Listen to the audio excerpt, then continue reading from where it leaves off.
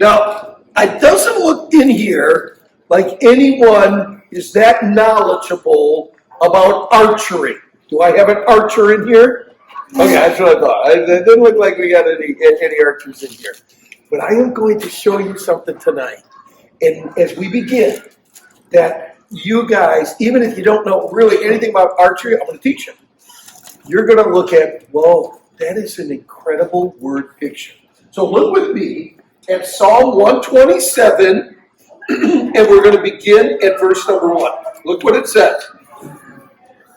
Except the Lord build the house, they labor in vain that build it. Hey, moms, dads, let me tell you, if God's not going to build a house, it ain't going to get done.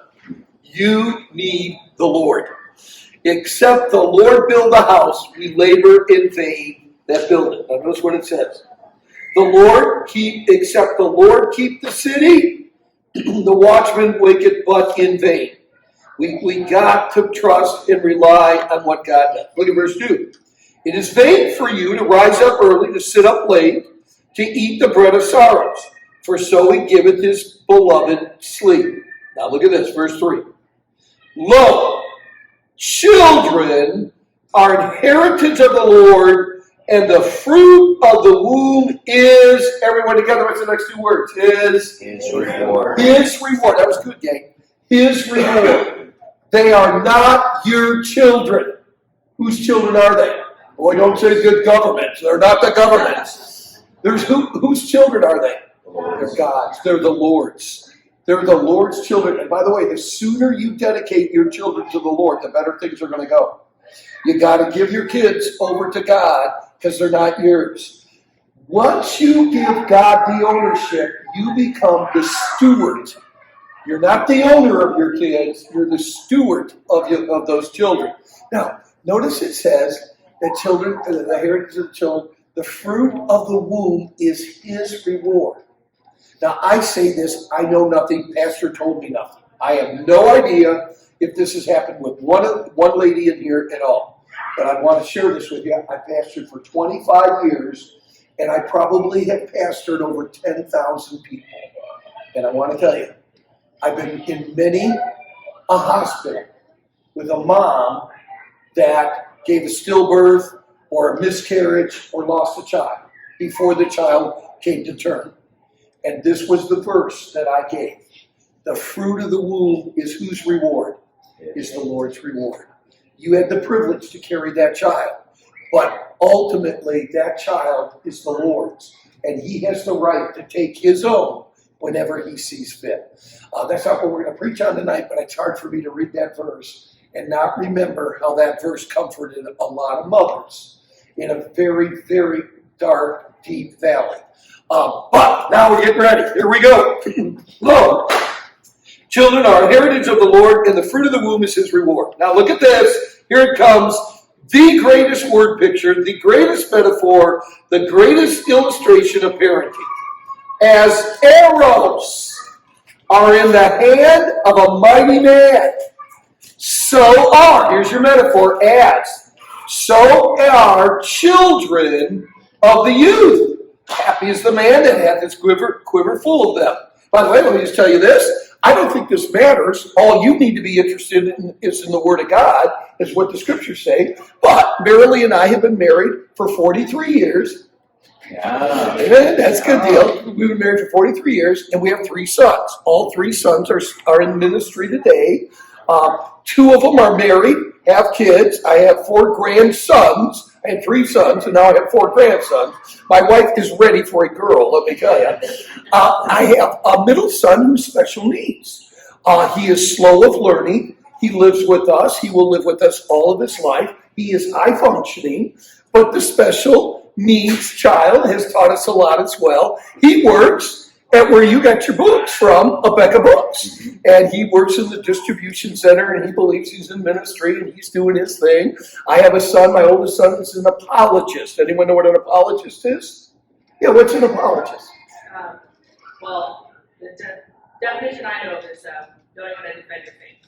That's exactly right. That's exactly the definition. He travels the country defending the faith. And he takes on gender issues. He takes on every kind of reliability of scriptures, whatever. He's on TV all the time. Da-da-da-da-da. My youngest son does video. And he's done a lot of missionary videos, documentaries, whatever. And also he's got about 4 or 5 Christian films. So all 3 of my boys have a passion for God. They love the Lord. We're not saying, well, wait till you hear Sunday's message. It isn't anything we've done. We know it's the grace of God. But I do want you to know, I do have 3 boys. And they all live at home. We went through all the stages with them. And so I have 3 arrows. So, happy is the man that hath his quiver full of them. They shall not be ashamed, but they shall speak with the enemies in the gate. Mary has an uncle that lives in Prescott, Arizona. It's Uncle Terry. Uncle Terry is an accomplished archer. He has won competitions in the state of Arizona and nationally. He's been in archery magazines. If you've never seen an archery magazine, join the club. I haven't either. But I know that Uncle Terry has been in those. And he has a den downstairs in his home. And he's got this fireplace and he's got a mantle. And I was down there one day, and I looked at the mantle, and he's got 3 things on the mantle. He's got the gross looking arrows I've ever seen in my life. They're all splintered, they look terrible, and they're like on a little trophy thing. And so, I like my Uncle Terry. It's Uncle Terry-in-law, but I like my Uncle Terry. And I said, Uncle Terry, and I took one off the mantle. I said, Uncle Terry, what is this? He said, Jim, that's a Robin Hood. I said, what's a Robin Hood? I didn't know I know who Robin Hood is, but I don't know what a Robin Hood is. He said, first of all, you can only get a Robin Hood in competition. You got to be in competition. Secondly, you have to shoot an arrow in the bullseye. Okay? So an arrow goes in the bullseye. He said, Jim, look at the Robin Hood you're holding. And I looked at it, and I went, oh man. He said, you then have to shoot another arrow in the shaft of the arrow that's in the bullseye. I said, how can that happen? He says, they're more uncommon than hole-in-ones in golf. He had 3 of them. I'm going, Uncle Terry knows how to shoot an arrow. Years later, after that, I'm pastoring in a place in California called Santa Maria, California. Anyone ever been to Santa Maria, California? I love Santa Maria, California. It's paradise. It's beautiful. So I'm pastoring up in Santa Maria, California, and I'm doing a series on the family in the home. I'm in my study, in my church, all by myself. It's late at night. And I remember, and I'm looking at Psalm 127.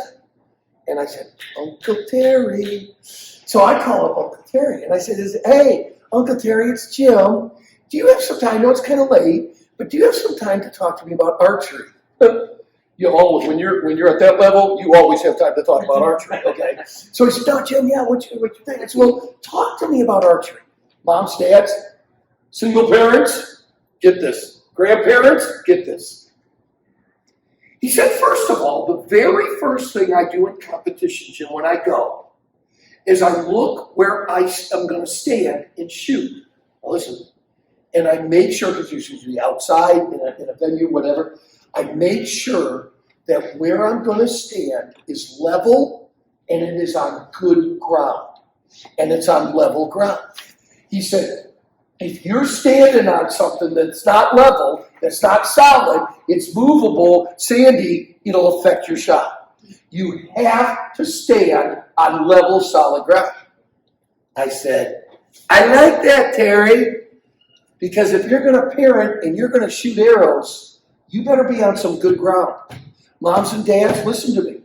There is a ton of stuff out there on parenting, and the majority of it is not level, solid ground. You're going to ruin your arrows if you're going to listen to the word or the world. What you've got to make sure is that whatever you do in parenting, by the way, the most important things that Schettler says this weekend is not Schettler's illustrations and Schettler's thoughts. It's what comes from God's word. If you're going to succeed with those arrows, you've got to have level ground. You have to have a solid ground, a solid foundation. And Hillcrest, that solid foundation to shoot your arrows is the Word of God. Amen? Okay. That's where we start. Okay, I said, Terry. I said, that's great. What's next? He said, well, the next thing you do is you take the arrow and you knock it. I said, knock it? I said, I don't understand. What do you mean knock it? Jim, knocking the arrow is the placement of the arrow on the bow. And I said, oh, you know what? I remember my brother. I got a brother older and he's a hunter and everything. And he did some archery. And I said, I remember there were like colored strings on the bow. Yeah. He said, it's very important. Where you place the arrow on the bow determines where the arrow goes. You got to make sure you place the arrow in the right place. I thought, oh, this is good stuff. Because I'll tell you this, a big major part of us raising 3 sons is placing our boys in the right place. I want to tell you, Hillcrest Baptist is where you need to place your kids. You need to place them in whatever choices you make for education. I'm not here to give any promotion for any kind of education. But I'm telling you, you better know where you're placing your kids. And by the way, in the day and age we live right now, if all you're going to do is plop your kids in front of Disney videos and think that's going to raise your kids, that's the wrong place, guys. And I'm not against Disney, but I'm just telling you this. You better make sure you're placing your children in the right place. You got to knock the arrow. You got to place them in the right place. I thought, man, that's great stuff. I said, what's next? He said, the next thing, Jim, a lot of times people do not think archers are much of an athlete, but archers have to be very strong to pull the arrow back. I remember Uncle Terry. He's kind of a short guy. And he's got a kind of a small physique. But there is something about Uncle Terry I remember. He's got that big his forearms. His forearms are just huge. His biceps and forearms. And I'm thinking that's from the archery. He said, let me tell you something, Jim. If you're going to shoot arrows well, you have to be strong in the chest, forearms, and biceps. It takes a lot more strength than a lot of people think. Well, let me tell you. Parenting from bambinos to teenagers in 2023, you know it better than me. You got to be strong. You got to be strong in character. You got to be strong in purpose. Hey, gang, I want to tell you, if you're parenting in 2023 in Southern California, you better be strong.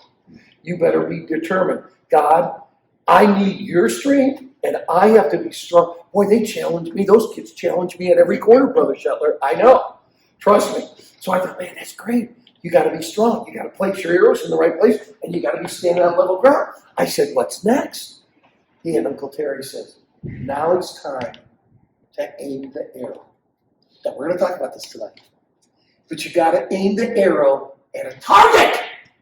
Moms and dads, Jim and Mira Loma, do not love our kids more than you guys love your kids. You guys love your children just as much as Jim and Mira Loma loved our 3 boys.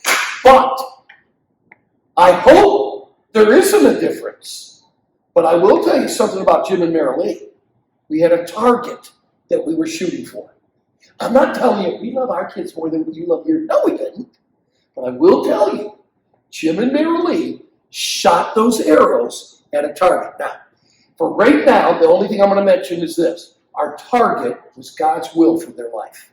What God had for those kids. Well, that's up for them to decide. Whoa. There's going to be a lot of choices my boys make.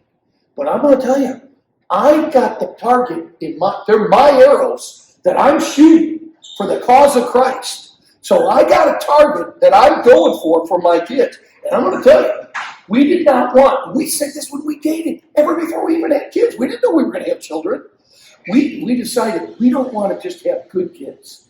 We want to have godly kids. And gang, what's your target? What are you aiming your children at? Nobody influences your children more than you do. Well, about social. No. You guys, well, about their school. No. Nobody has a greater influence in your children's lives than you. What's the target? By the way, the world's got a target for your kids. Let me tell you something. They want your kids, and they want it. The world has an agenda to get your children at a target I don't think you want. I said, this is great. So then you aim it. And then he said, what's the next step, Uncle Terry? He said, now, Jim, the next step is the most important step in archery. I said, what's that? The release. The release. And I said, the release. And he said, he's not talking to me on the telephone. And he said this. He said, now, Jim, when I release an arrow in competition, I don't look at the target and say, Terry, let it go. No! I said, no. The arrow naturally comes out of the archer's hand. You're aiming that arrow at the target, and as you're aiming it, you're looking at the target, the arrow just comes out. And he says, you don't like, okay, well, let it go. No, you can't be too tight with it, nor can you be too loose with it. The arrow's just got to fly. Now, I'm going to tell you, I've been in ministry for 45 years. I've seen a lot of parents release their arrows too soon. And I've seen a lot of parents hold on their arrows too long.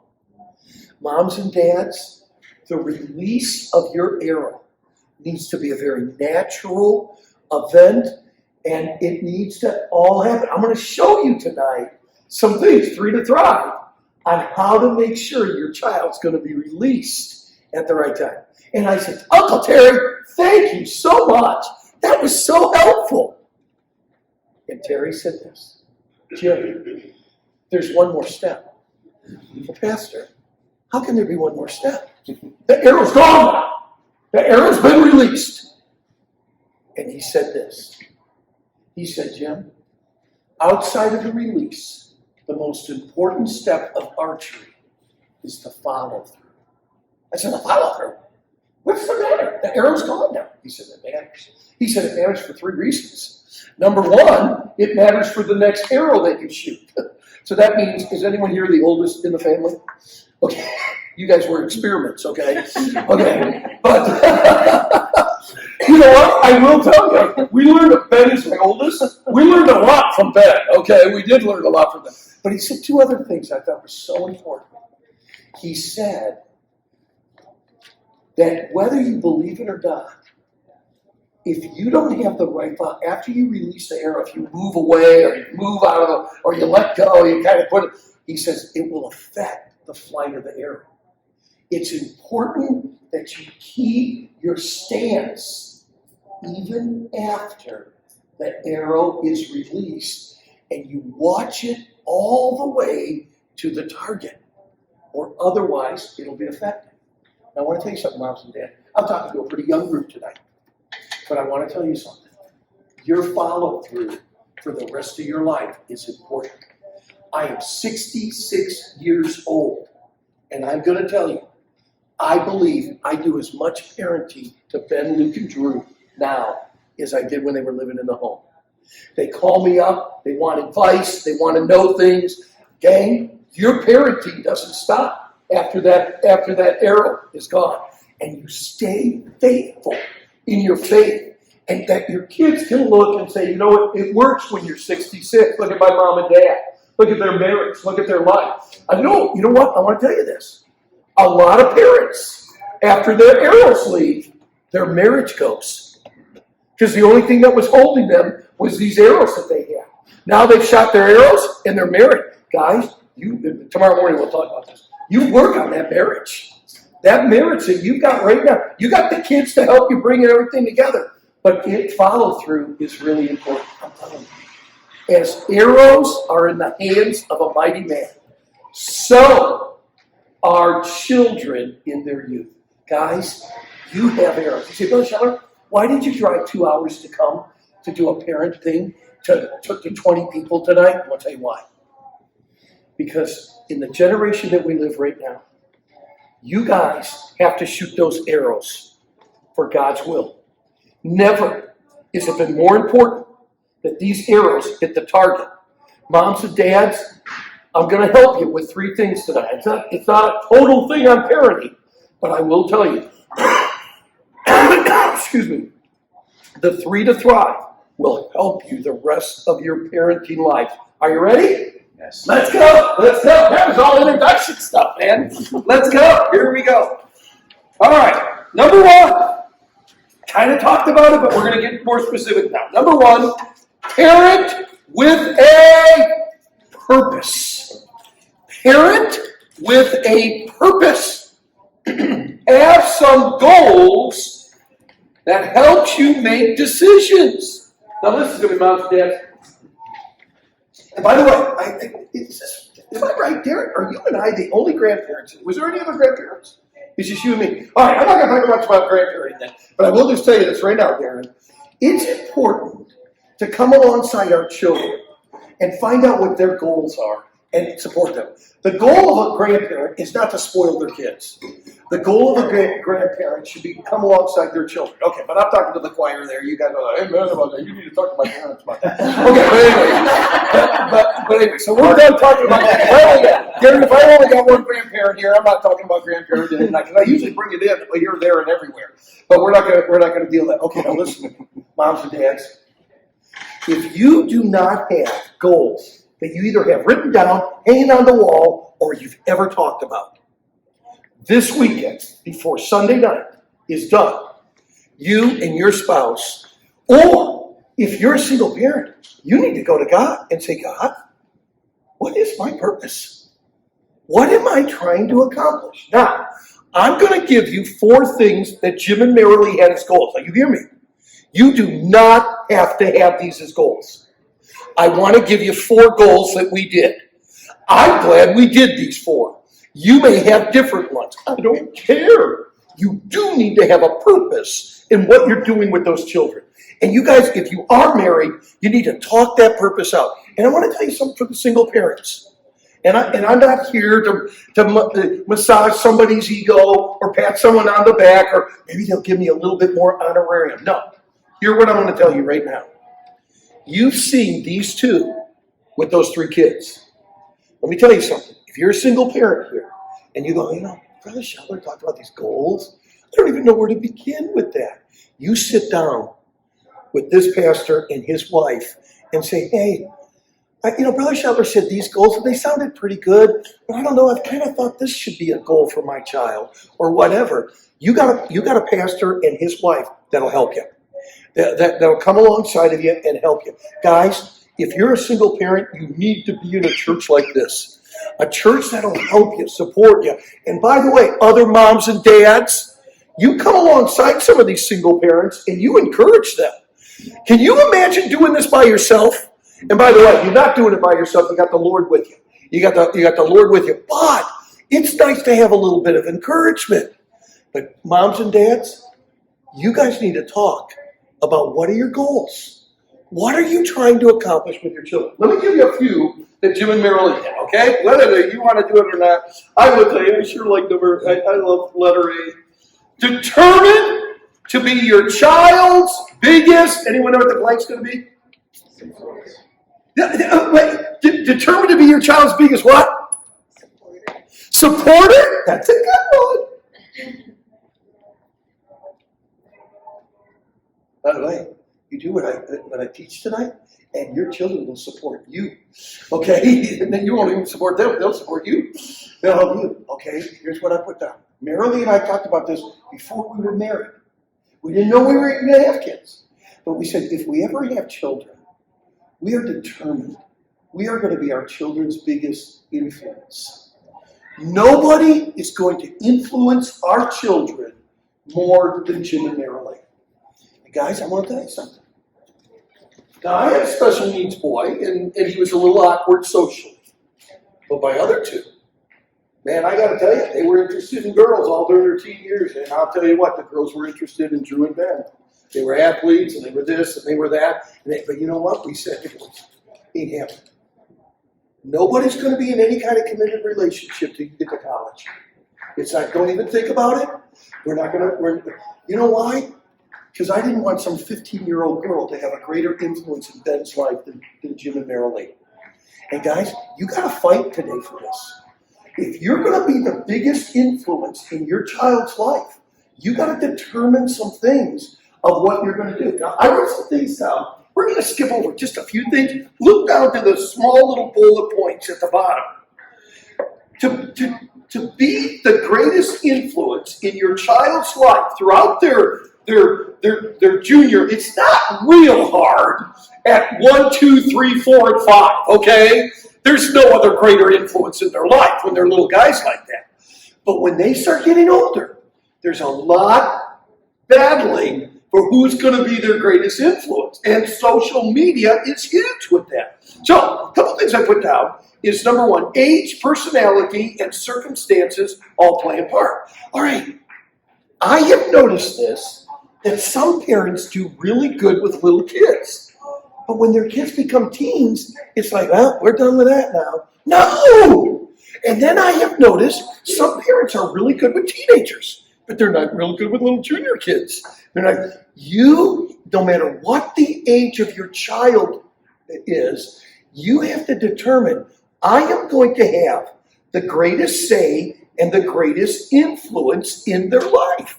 It's good. And then number two is personalities. Oh, we had Ben. And then we had Luke. And Luke, that's special name. And we had Luke. You could not have gotten an antithesis further apart. I mean, they're just the complete opposite. So then we had Drew. And we said, I wonder if Drew's going to be more like Ben or if Drew's going to be more like Luke. You know who Drew more is like? Drew. It's just amazing. They all came out of the same womb, and they're all so different. They're all incredibly different. Now listen, to be the greatest influence in your child's life, you gotta understand their personality. By the way, you have children that are more like you. You have another child that's more like father, or more like mother, more like your spouse. And you pick that up, and you got to be able to relate and understand that. And then certain kids, you have a strong-willed one, but then you have a real submissive one. The way you deal with that strong-willed one is going to be different than the way you deal with that submissive one. You've got to understand your child's personality, see the way that they function, asking questions, and observe. Moms and dads, don't think you know everything about your kids. Watch them. Observe the way that they play with others, the way that they play with their siblings, the way that they handle other adults, and you pick up things and you go, I know how to influence him more or her more in this area. Then the other thing is circumstances. Different things happen. Maybe one's athletic, maybe one's musical. Maybe one has got a lot of friends, the other one's kind of a loner. If you're going to be the greatest influence in your child, you got to see, by the way, some of them may have really bad health issues. And by the way, so the one that's got the really bad health issues, you're spending all your, don't forget those other kids. They need that, because you know what? They know that their brother, their sister has some real special things going on in their life, their allergies and everything like that, but they still need the time. Sometimes we look at the one child that's got the special needs. I think Ben struggled a little bit. Luke, by the way, Luke not only slow, he was born with one eye. So he has a physical birth defect, and then he has a mental birth defect. And Ben got jealous of the attention. You're gonna be the greatest influence in your kids.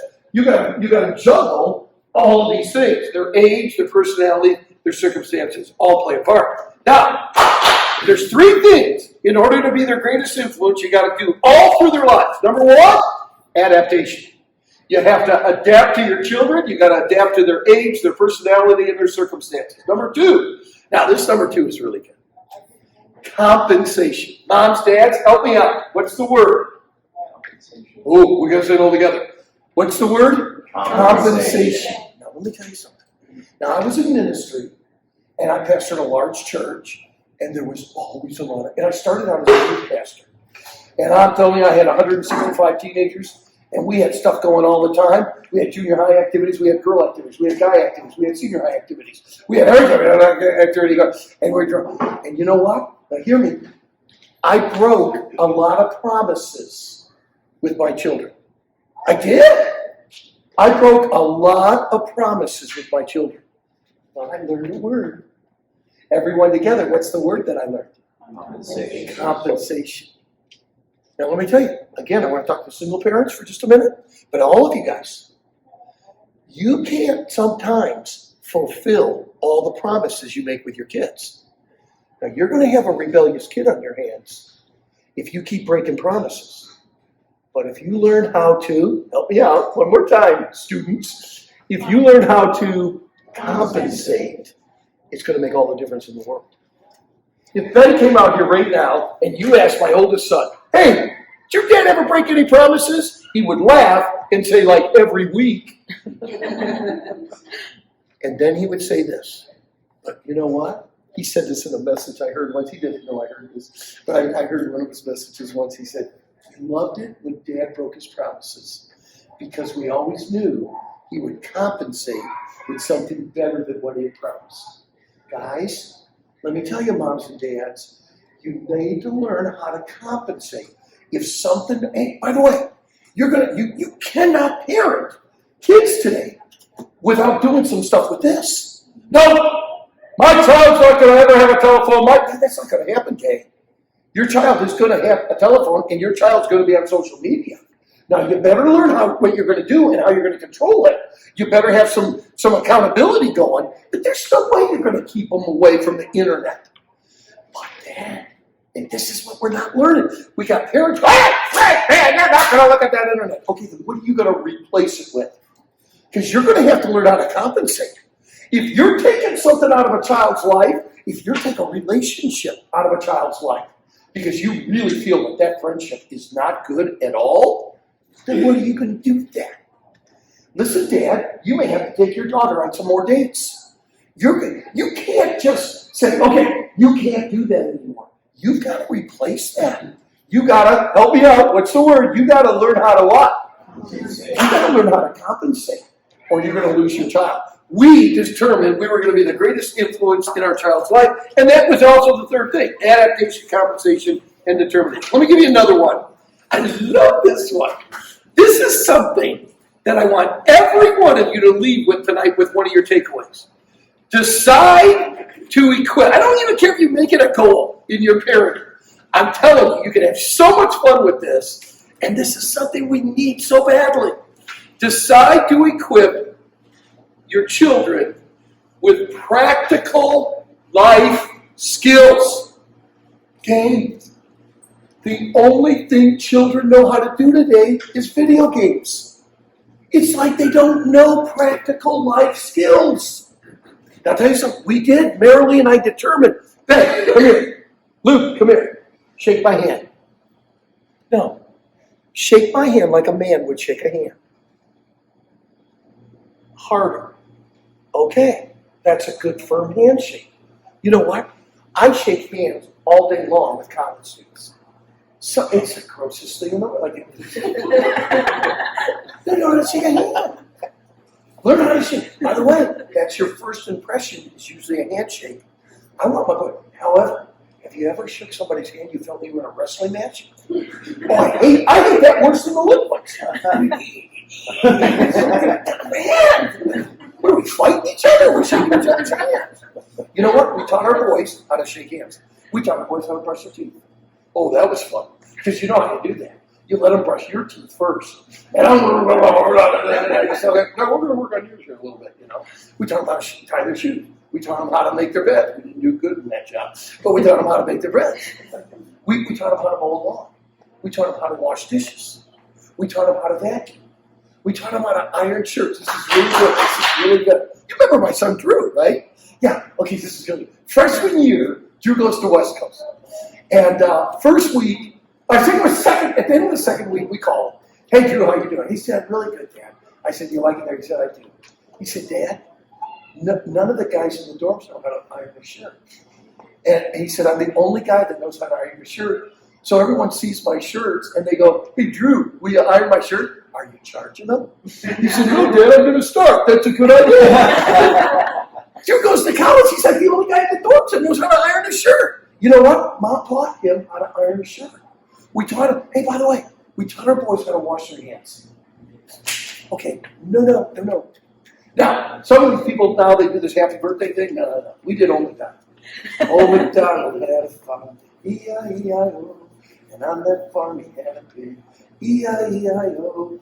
With an oink oink here, an oink oink there, here an oink, there an oink, everywhere an oink oink. Old MacDonald had a farm, E-I-E-I-O. Okay, you can leave now. And they had a blast singing that song, washing their hands. Hey, get between your fingers. We taught our boys practical life skills. They all had little piggy banks. They still do today. I think that's the funniest thing. You go to all three of them where they live, they all have a place where they put their money. We taught them how to save money, how to do stuff. We taught them when somebody's talking to them, you look in their eyes. You look straight there. We taught our children practical life skills. Now hear this statement, because when I first say it, you're going to be like, what? But listen to the statement. We knew, Jim and Marilyn, we knew that we would love our children their whole lives. We knew that. We just wanted somebody else to love our boys. What are you saying? We wanted to raise our children that others would appreciate, value, and love our kids. Well, I'll tell you how that comes. They learn practical life skills. They learn personal hygiene. They learn how to take care of themselves. They learn how to work. Man, our boys are workers. And you know what? We taught them that. Guys, you got to have some goals for your kids. One, you be their greatest influence, because there's nobody that will ever be able to be a greater influence on your kids than you guys, determined to be that. Number two, teach them practical life skills. Now, I'm going to tell you a couple of really quick ones, and we'll be done with this point. We taught our boys instant obedience. Why are you laughing, Brother Schettler? Because we failed. Because we failed, and I want to tell you this. Can you have goals that you never see accomplished with your children? The answer is yes. Our boys did not obey instantly. I just want you to know. But we still worked at it. And there was a spiritual reason, Pastor, why. God does not always speak twice. We wanted our children to be tender to the Holy Spirit. So we said to them, my wife's been was a kindergarten teacher for 12 years, and she teaches early childhood development now at West Coast. So she was great with kids. I yelled. I came from a yelling family, and I yelled. I got to tell you, Marilyn never yells. But she controlled those kids with, in fact, the quieter Marilyn gets, the more this is serious stuff. Okay? And I came, by the way, I love my mom, I love my dad. I came from a broken home. It was a bad situation, but I do love my parents. Now, this is the way my mom raised me. This is like the worst parenting ever. The decibel approach. Jimmy, time to come in for dinner. Jimmy, time to come for dinner. Jimmy, dinner's ready. Come on in. James Edward Schettler, time to go. That's terrible parenting. That's terrible parenting. My wife never did that. Luke, let's go. Because if she goes, Luke, we were in big trouble. Now, my boys did not instantly obey. But we did have it as a goal. Now, I say this, all that whole story for this reason. You guys work on some goals with your children that you never completely achieve. It's okay. It is. It's okay. You're still going for something. And by the way, you might be surprised when they get older how much they actually will respond. And they remember that stuff too, even though they think, we were a total failure in that area. Maybe not as much as you think. Okay, then I think that's about it on point number one. Teach them instant. Oh, and then we already mentioned this. We seek a godly seed, not just good kids. Moms and dads, put the bar high for your children.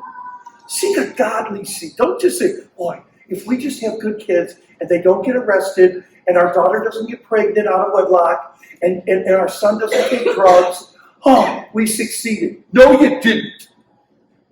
No, you didn't. Put the bar up high for your kids. Believe what your kids can be. Believe in your children of what God gave you. And you put your blessing on those kids, and you believe in what God could do. Okay? Let's not go for good kids. I'll tell you right now, you're sitting here saying, hey, can you give us some tips on how to have some good kids? No. I'm going to share with you how to have a godly seed. And that's what we should be shooting for. And we ought to keep the bar up high. I preach to teenagers all year long. This past year, I believe I preached to over 14,000 teenagers, either at camps or conferences or churches. 14,000. And I'll tell you what they're responding to. They're not responding to low bars. We have a generation of young people that want the bar up higher than what we've placed it. I think we can still see revival in America, and it's going to come from young people, and it's going to come from teens. Moms and dads, don't put your bar down low. Well, I'm a single parent, so if my child doesn't get arrested, I did a good job parenting. No, you didn't. No. You get that thing up there, and you believe in that child, and you believe what that child can become, and you take that and you aim at something high. I'm big on that. I just think we put the bar up too low. Okay, that was all number one, but that was the long one. Number two. So number one, parent with a purpose. Number two, this is life-changing. Go for the conscience. Go for the conscience. Now, I don't know why, but I just never read anything about this, and I've never heard anyone preach on this. And this is just so fundamental. All right, if you know any Bible verses about parenting, I would imagine you have memorized or you're familiar with this verse.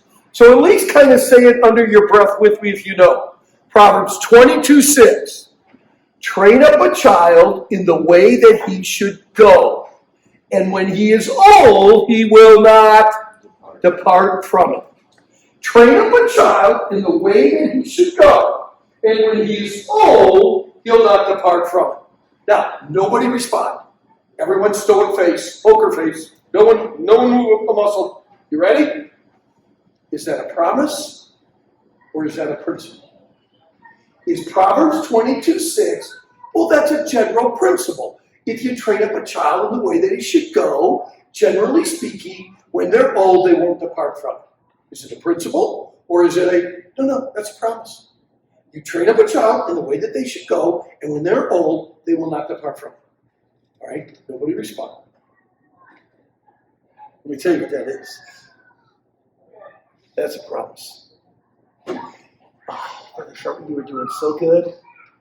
I agree with everything you said until now.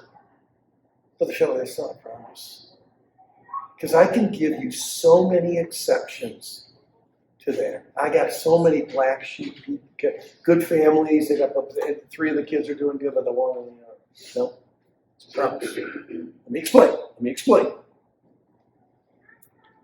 What are you training up? Train up a child in the way that he should go. What are you training up? I'll tell you what you're training up. Their conscience. Schettler, you mentioned conscience. What is this thing, conscience? Let me tell you what it is. The conscience is the courtroom of your being. It is in your conscience that you determine what is right and what is wrong. That's what happens in your conscience. You say, this is right, this is wrong. And this is one of the greatest powerful impacts that a parent has on their child. You, as a mom and dad, get to build the conscience of your child. Son, you never talk that way again. That word is a bad word. And if you ever say that word again, there will be consequences to what you do. Hey, don't you treat your sister that way. What you just did will never happen again in this home. You know what you're doing? You're building the conscience. My mom passed away 4 years ago. She was 97 years old. My mom passed away. She was 41. My dad was 46 when I was born. I wasn't supposed to happen, guys. But anyways, my mom was 41 and my dad was 46. But my mom lived till she was 97. And I need to tell you something, though, because you may not listen to me for the rest of the weekend, but here it goes. I hear my mom every day. Brandon, I hear my mom every day. Like, you hear voices, Brother John? Yep, I hear voices every day. I hear voices. You know what? Before we ate tonight, I heard my mom. Jimmy, you washed your hands yet? I'm 66 years old, and I cannot eat without hearing my mom. Jimmy, wash your hands before you eat. Wash your hands before you. By the way, she lived with us her last 4 years of her life up at Santa Maria. While I was pastoring up there, she lived at our house. She was completely deaf. This was the funniest thing. I had two boys were living. Ben was out of the house by then, but the two boys were living with us. She never said it to her grandkids. But then I was like in my early 60s, and she said, we'd sit down at a table, and she'd say, Jimmy, did you watch?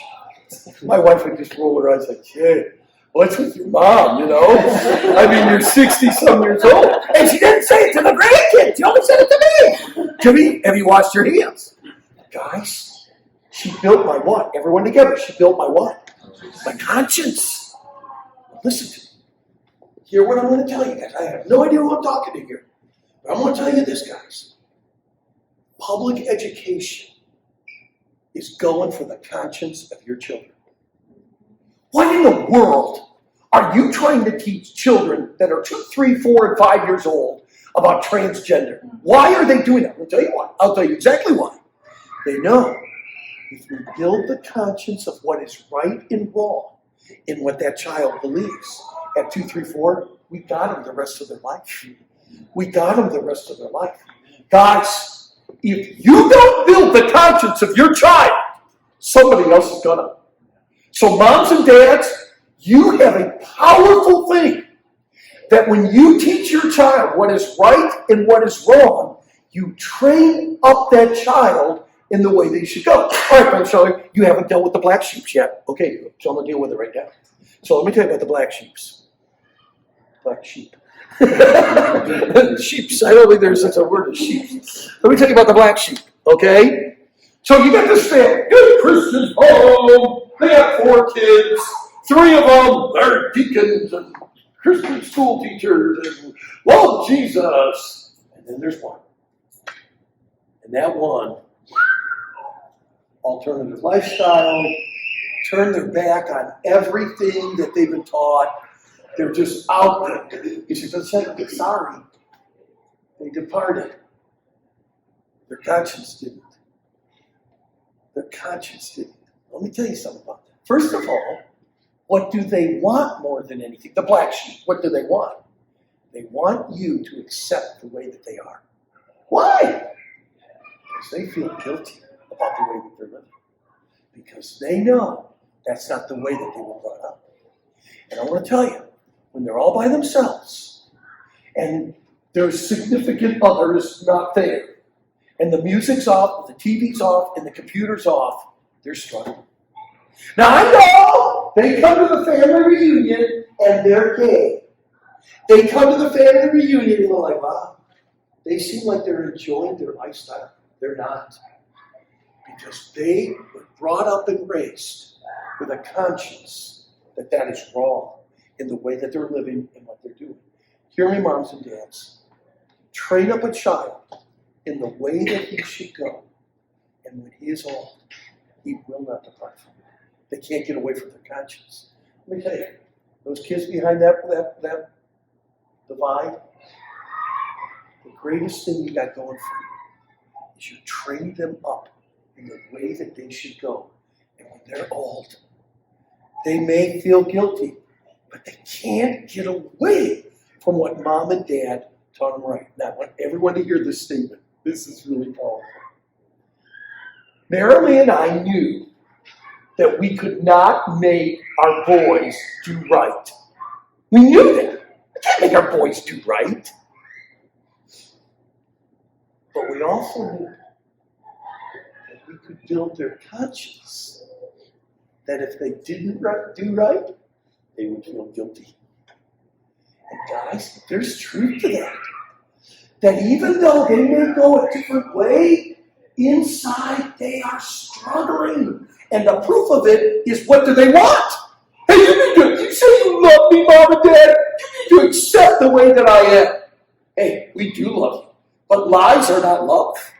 And we don't love your lifestyle. We love you. But we do not love the decisions that you have made. And they can't stand that because in their conscience, they know it's wrong because you built that conscience up. And I'm going to tell you, greatest thing a mom and dad can do. Hey, by the way, Pastor, really, you can't make your congregation do right. But you can build the conscience of your members by the Word of God, showing them what is right and what is wrong. They go out, they live any way they want. And they may go to another church. They go, I don't like that preacher there, that pastor and that guy. I don't like it. You know what? Their conscience is bothering them. Now listen to me. Train up a child in the way that he should go. And when he is old, he'll not depart from it. Got one more thing, and we're done. Okay, here we go. So whatever blanks there were there. You can't make your kids love God, but you can build the conscience and hope that they'll want to love and serve God because it is right in them. And last thing, stay balanced. I think being a parent, the hardest thing to do is stay balanced. So I'll give you 3 quick areas. One is truth with mercy. This is a really good one. You want to continue to always give your child truth, but there's got to be mercy. Now, chances are, if we've got a mom and dad here tonight, chances are one of you tend to be a little stronger on the truth side, and one of you probably tend to be a little stronger on the mercy side. I have learned this with Mira Loma and I. It's really interesting. Certain issues, Mira Loma seems more merciful and I'm more truth. But then in other issues, it's like, what, Mira Loma, you're really coming down on the truth, the thing, and I'm a little bit more mercy. Let it go a little bit. But you know what? That's a great thing. That's a great thing. That's a great balance. You give your children truth, but you do it in a relational, positive, merciful, loving way. You can become too strict with your children, but you can become too permissive with your children.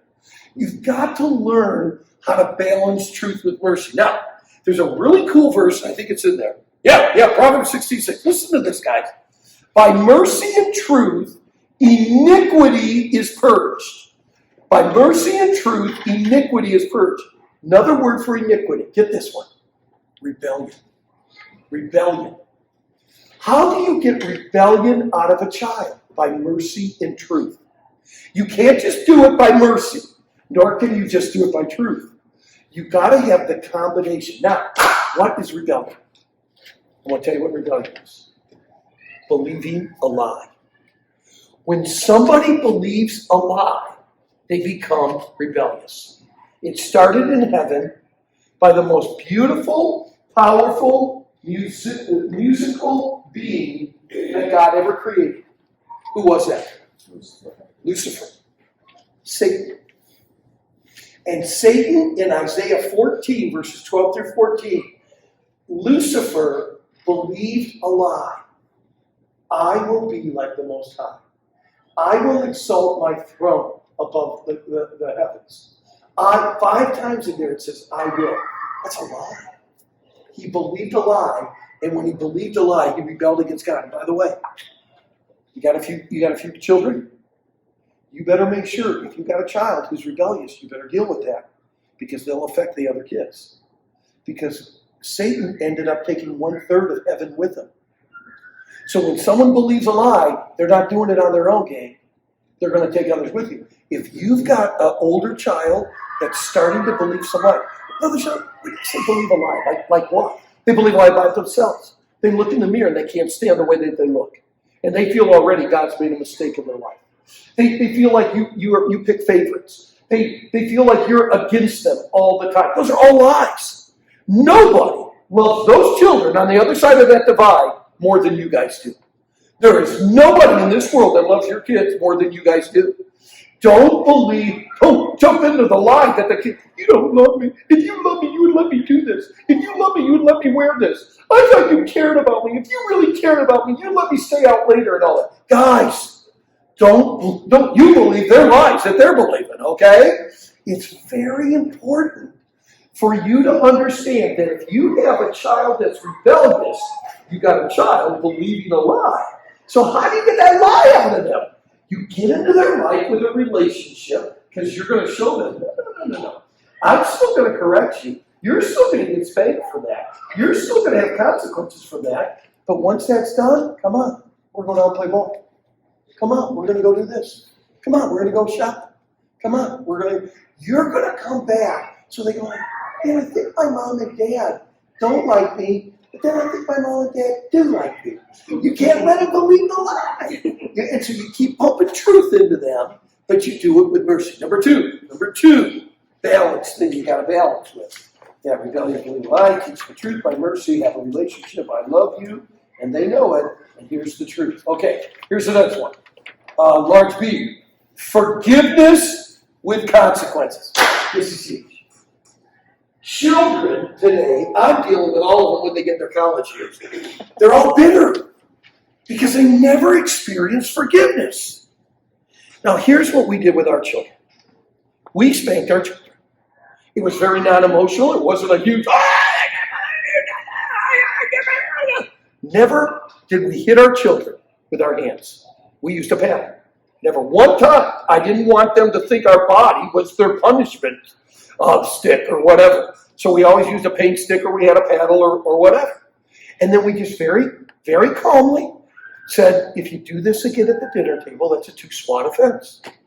We didn't say, you ever do that again? You ever do that again? No, we never did that. Mira was so good at this. Drew, do it again. It's 2 swats. We're going to the back room. Okay, so when I would spank the boys, I pulled their britches down. And I spanked. Oh, yeah, we did. We didn't put them in a corner and say, time out. No, we gave them physical consequences. I want to tell you something. After that was done, we would always, before they got a spanking, I'd say, you ask Jesus to forgive you. And they would. And this is even before they were saved. Jesus, I'm sorry for what I just did. So they acknowledged what they did. I gave them the 2 swats. And then I took them and I held them and I said, it's over. Drew, we walk out the door. It's over. Mom and Dad forgive you. It's done now. We walk out the door, it's over. We gave them consequences. Because, gang, if you don't give them consequences, they're going to keep doing it. Look at crime in America today. There are no consequences for stealing. There are no consequences for rape. There are no consequences for crime. So you keep committing crime if there's no consequences. You've got to give your children consequences for when they do wrong.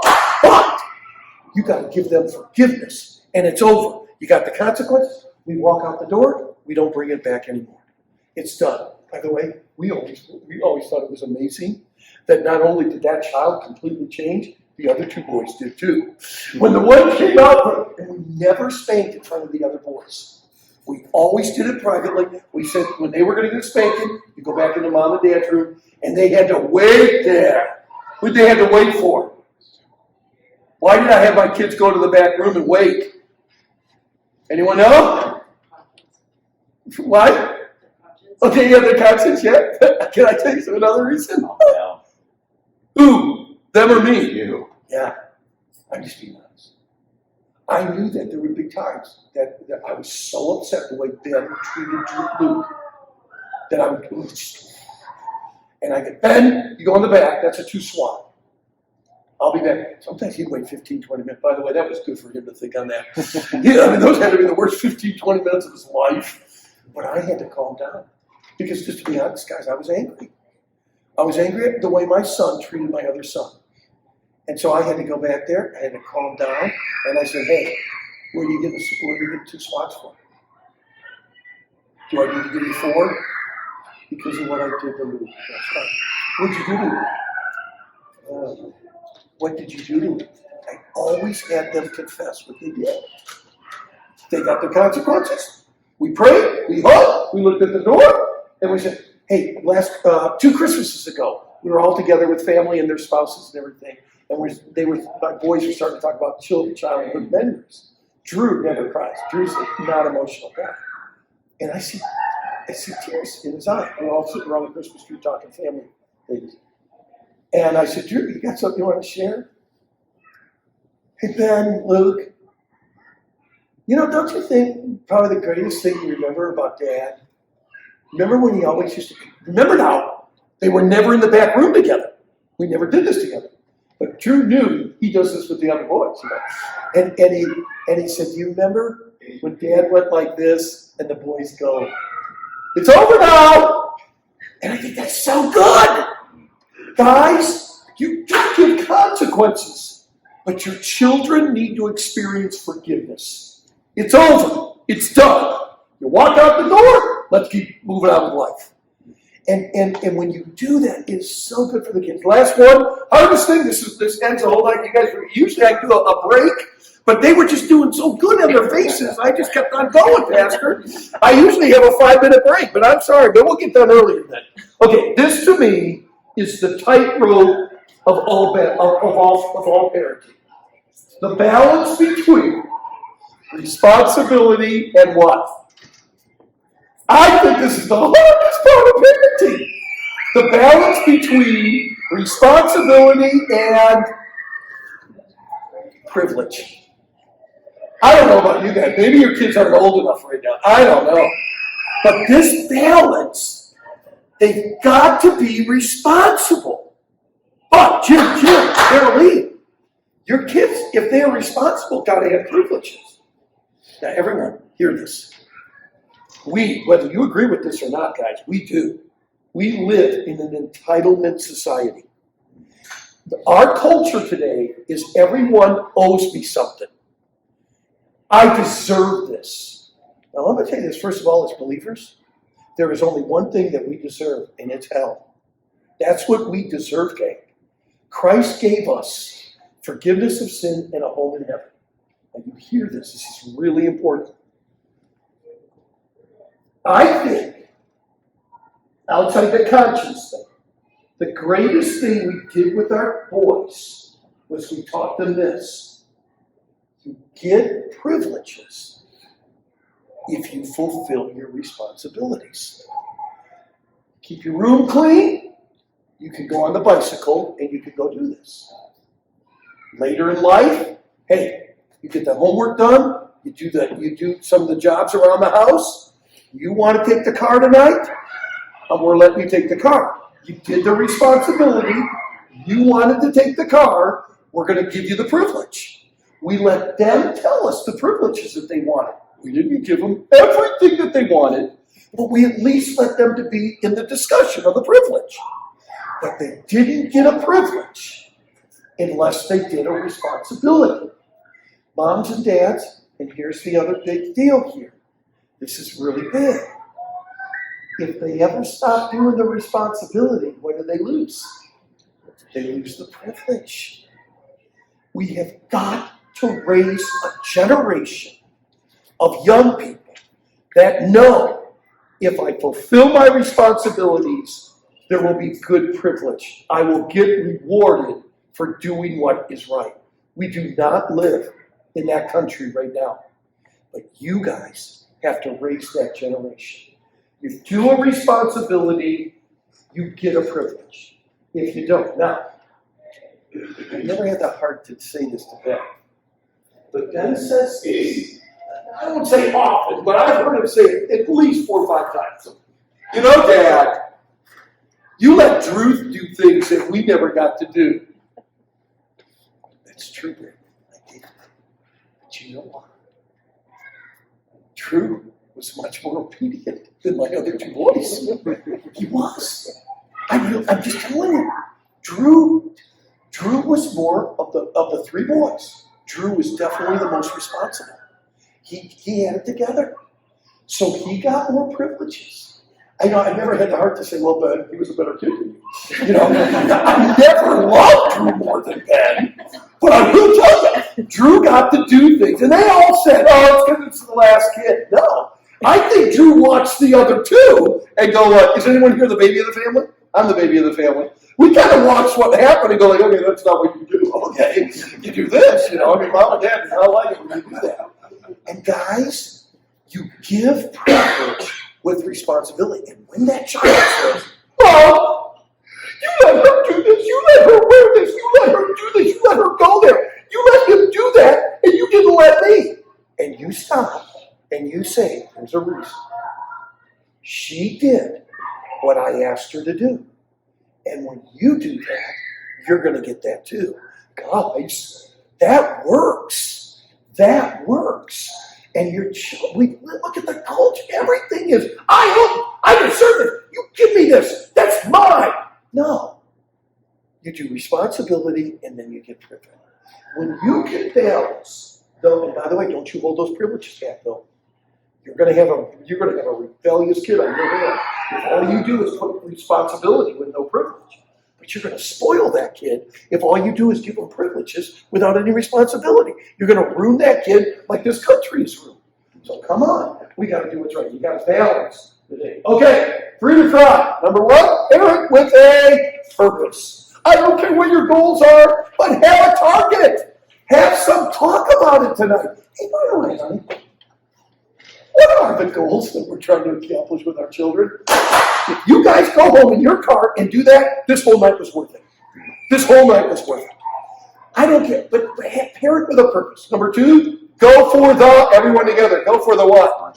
I'm telling you, that conscience thing is a life changer. You guys get to build what is right and wrong, and then the best you can, stay balanced with truth and mercy, stay balanced with forgiveness and consequences, and stay balanced with privilege and responsibility. And gang, God will help you. Brother Schettler, can I tell you what I'm going to feel like when I get in the car? What? A total failure.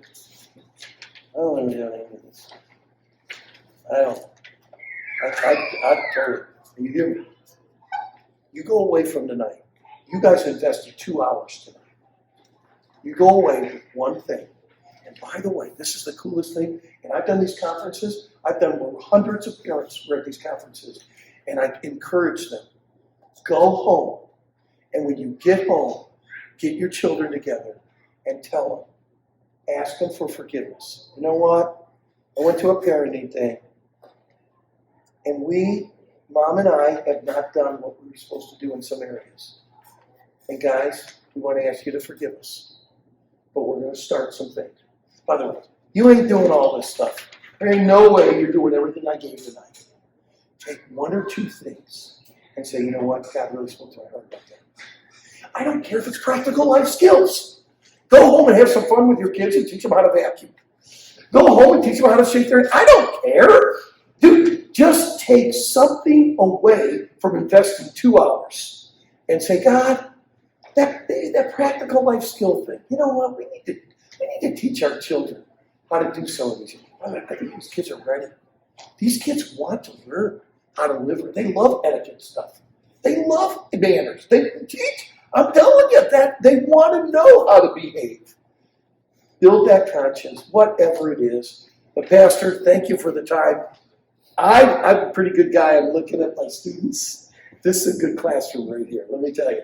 You guys were engaged the whole time, and I know you got to be tired. I know it's Friday, and you guys listened well. Now I want to tell you this.